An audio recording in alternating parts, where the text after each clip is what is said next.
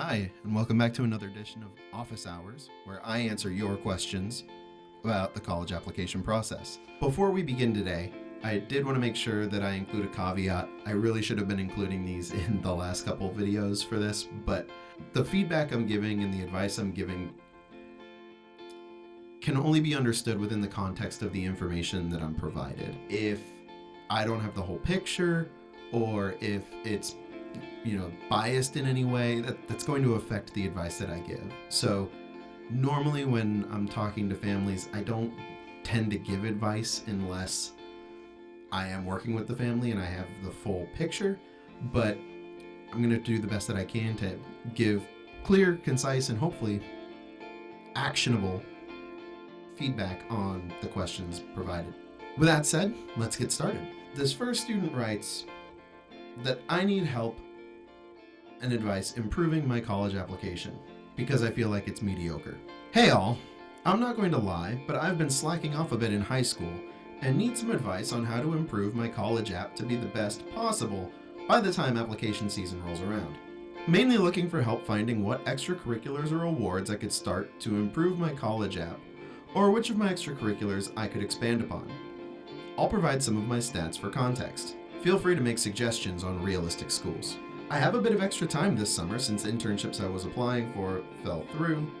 Should I get a part-time job or just focus on extracurriculars? Stats and extracurriculars for context. 4.0 on weighted with a 4.25 weighted GPA. Senior year courses: AP Calculus, AP Spanish Literature, AP English Literature, AP Computer Science. They don't say principals or A, but I'm going to assume CSA.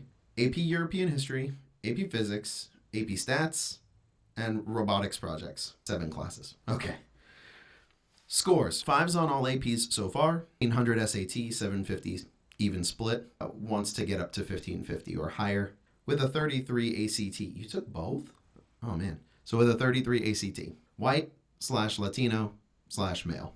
Intended major: computer science or language and cultural studies or linguistics. Man. Okay. Killers: cross country and track, year round, also fundraised for fun runs. National Honor Society Vice President, Mu Alpha Theta Co-President, Chess Club founder and President, organized fundraiser tournaments for homeless. VEX Robotics, second in state conference. Ukrainian refugee English tutor. I've been seeing that more often. Environmental Club, head of composting. District Education Association, head student liaison. One of 12 CTE student council members. In my area, CTE means career technical education. I don't know if that's what it means for this student. Volunteer instructional assistant for migrant education program and immersion-based language learning, and created a language lounge program for English language learning students. Awards, all the basic ones, they say, plus some regional math competition first place, plus other random awards.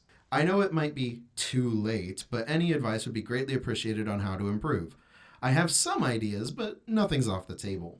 I will gladly take any advice. This isn't a mediocre application. 4 unweighted, 4.25 weighted. With the number of APs that this student is taking, that weighted GPA could be a little higher, but with a 4 unweighted, that's all A's. So they probably haven't taken too many APs up to this point, given that they only have a 4.25 weighted GPA, but they've got a lot of APs. Like everything next year is AP, which is crazy. I hope that they're able to manage that successfully. SAT score, 1500. That's in the 99th percentile nationally, so that's awesome. They want to get it higher. They don't need to get it higher. They could work on other extracurriculars, and that would be more impactful than SAT prep at this point. A 33 ACT is pretty good. Not quite as good as that 1500 SAT in my mind, but 33 is pretty good. The fact that they want to do computer science is what makes this a little interesting. The only sort of CS-related extracurriculars they listed were like VEX Robotics and maybe this CTE Student Council, depending on what CTE stands for. There's a lot in here that's like language learning and things surrounding ELL or English tutoring. And there's a lot in here about Well, there's some in here about environment. There's some in here about chess. There's running, but most of their extracurriculars are focused on the language learning piece, which is one of their potential majors. So that's really interesting. But I feel like the one thing that is missing is a little bit more in the CS field. Robotics is going to put you more computer engineering or engineering majors, depending on what you're doing in there. So if you're in robotics and you're doing a lot of coding to, run the robot or other functions, then that's how you would want to frame that. You would call it robotics in your activity list, but you would write about the coding part and maybe write an essay about the coding part. Otherwise, keep on keeping on. This is a great application. And the fact that you worry that this is mediocre tells me maybe a little bit about your educational environment and what kind of school you're at. But I also don't want other people to hear this and say, oh, that's mediocre. Oh, man, my application's terrible. Because it's not. This is really impressive. And there are tons of kids out there who would be really, really, really happy to have an application that looked like this. So, I mean, all that said, he doesn't say how long he's been in these extracurriculars.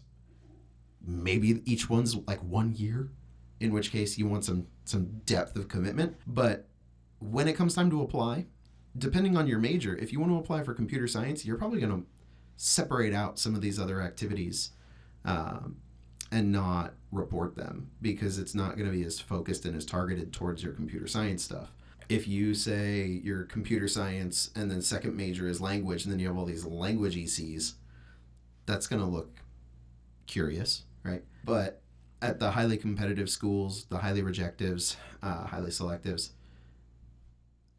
the major you pick isn't like a declaration of your major. You're just expressing an interest.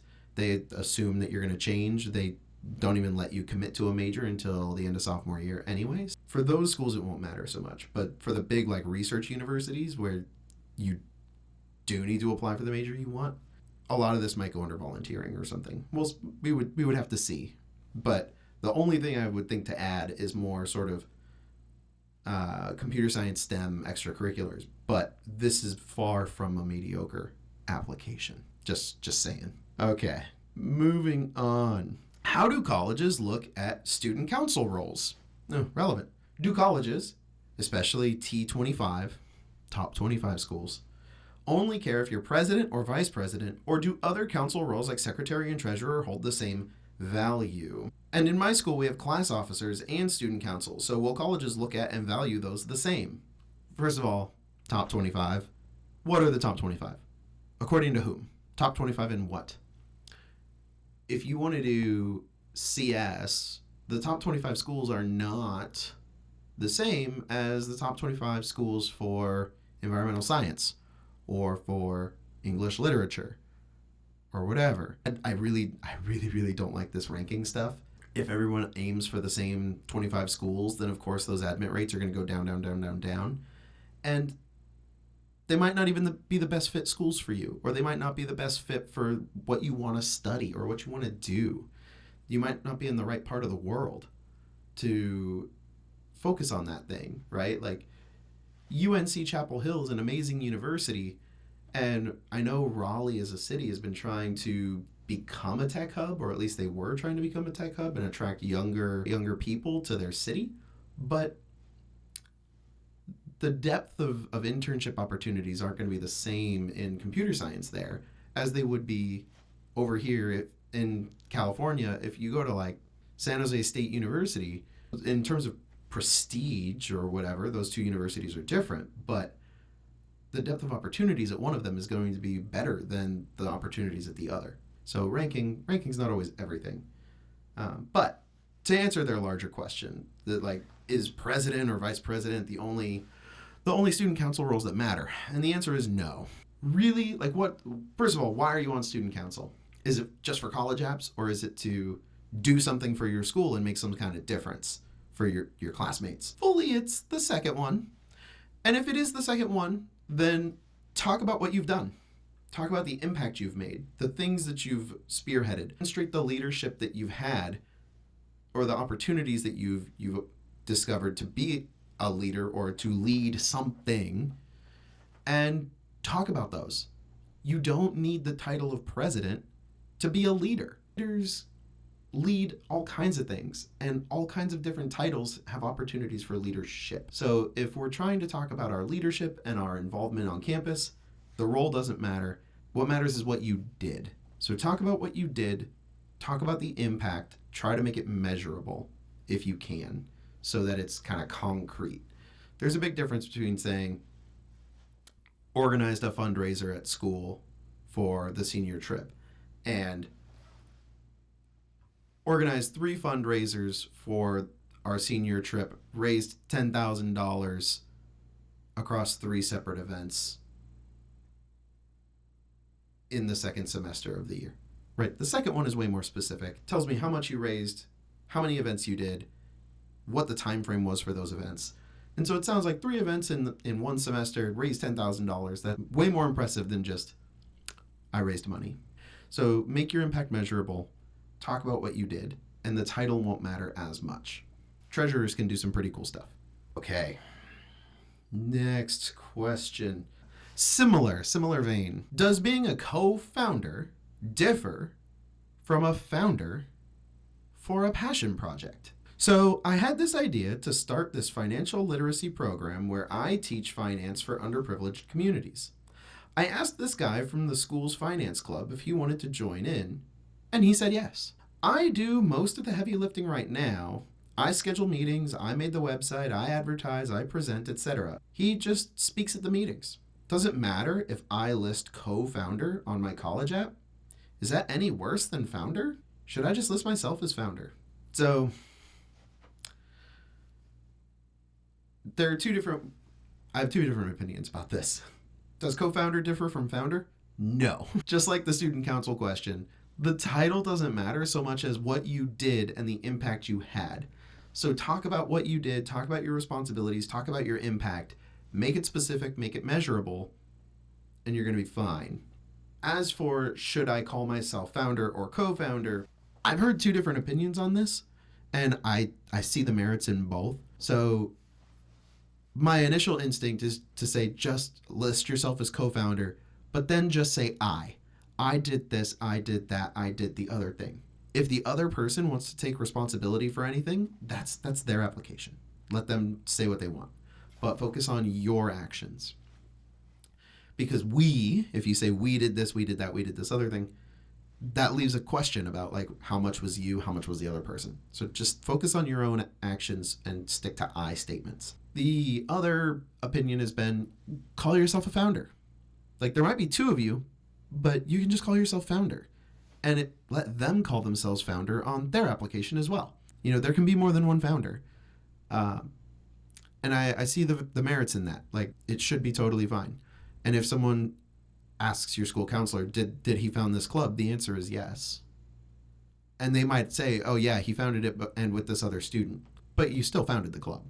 In reality though, like again, the title is not going to be the make or break point, right? The name that you put on there, the role you give yourself, you can call yourself CEO and it's not going to matter. It might just look a little silly, but it's not going to matter. What's going to matter is the impact you had, the actions you took, the responsibilities that you took on, and the things you learned. Focus on those things rather than the name of the role. Kind of a theme building up here. Okay, here's my last question. Is it a bad idea to take the SAT for a 4th time? I feel like I can get my math score up on the June test. I got a 1520, 800, 720 split. But I'm afraid taking it too many times might look bad to some of the colleges that make you submit all of your scores. For context, my GPA and extracurriculars aren't tremendous. 3.7 unweighted, 4.04 weighted. But I'm also not shooting for any top 20 schools. And a lot of the small liberal arts schools I prefer don't weight standardized testing particularly heavily. The first time I took the SAT, I also didn't study and basically just treated it like a PSAT to get a sense of what I needed to work on. My score growth has been 1420, 1490, 1520. Is there any admissions downside? I don't normally recommend students take the SAT more than 3 times. Again, A 1520 puts us in the 99th percentile nationally. A 1520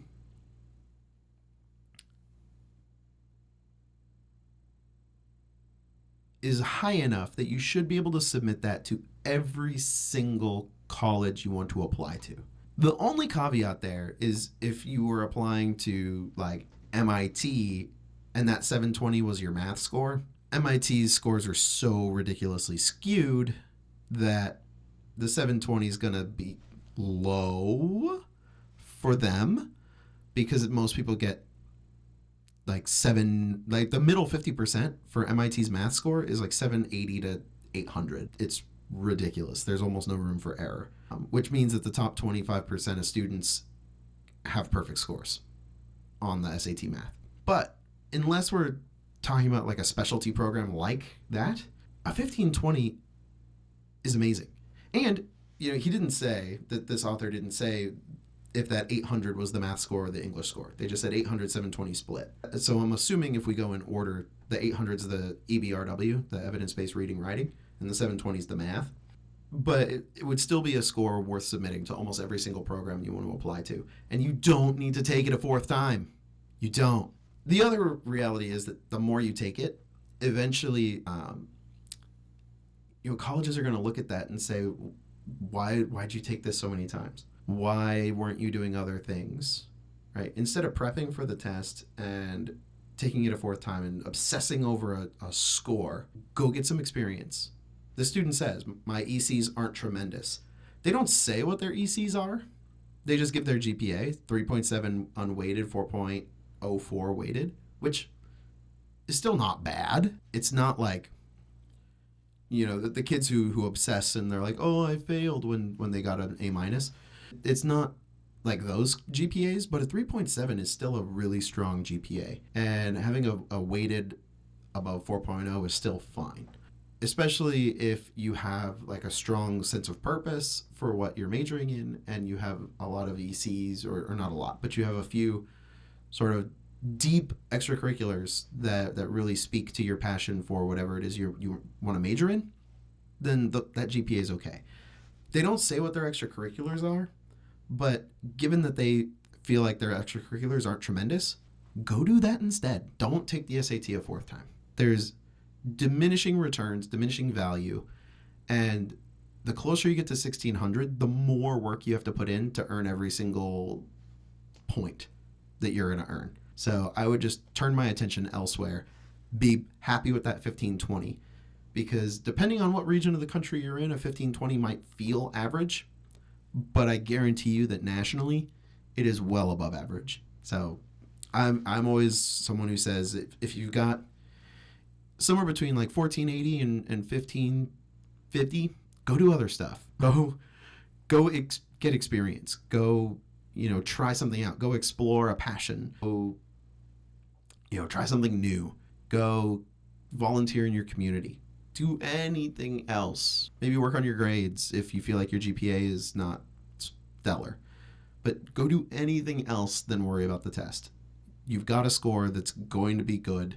Focus on other parts of your application. The score is one of like 15 data points that they're going to be looking at. Don't give it more weight than it deserves in your head. And that's going to be it for today. If you want to submit any questions to me and get your burning questions answered, you can email me at the email in my description. That is collegequestions@dawesacademics.com. Otherwise, we'll see you next time. So, if that video helped you, then please help me by liking, sharing, and subscribing or following on whatever social media platform you prefer. Doing so really helps allow me to do what I like to do, which is help students and families manage the college application process. And if you're looking for more targeted support yourself, there's a link in the description that'll allow you to book a consultation with me, and we'll see how I can help. It's free. Anyway, thanks again for watching.